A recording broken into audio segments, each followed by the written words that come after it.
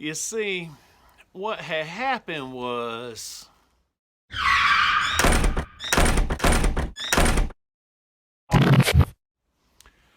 I was going to make a door pin video. Only there's a dozen door pin videos on YouTube.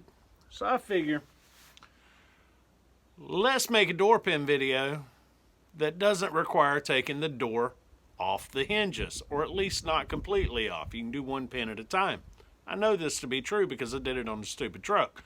What I didn't take into consideration is that when I did it on the stupid truck, it was just the cab. There were no fenders. You can just reach up in there, tap the pins out, and lean the door out, put the new bushings in, take the bushing, blah, blah, blah.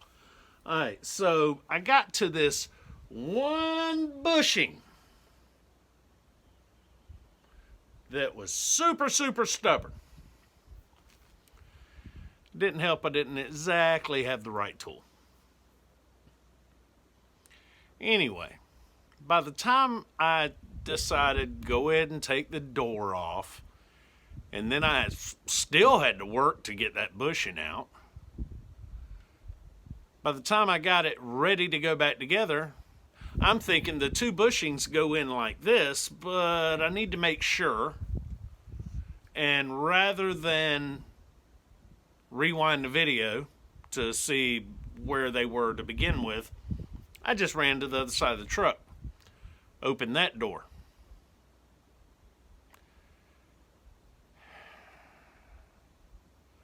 This wasn't going to be an easy video regardless as to what I did.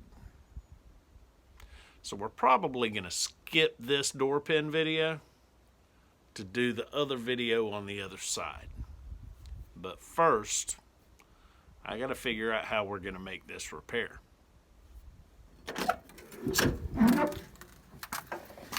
So I came over here to look at these bushings, and I realized that's not going to be able to be fixed with just bushings. So I guess we're back to figuring it out. Meanwhile, I'm going to put this door on. We're not going to worry about a door pin video, and we'll definitely do a video on this door when we get to it. So if you've run into a problem like this or something similar and you've had to deal with this before, please let me know what you did. If you have a YouTube link, put it in the comments. The simple fact is I got to figure out what the best method for me to make a repair like this will be. And in the process, I'd love to hear your input, because any additional knowledge I might have, even if I go with a different route to make it happen, that's knowledge that I didn't have before, and I'm all for it. On the plus side, though, while I was tapping these new bushings into place, I heard something hit the ground. Look at that.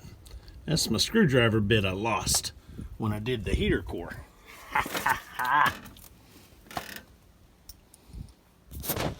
Peace, love, and mini trucks.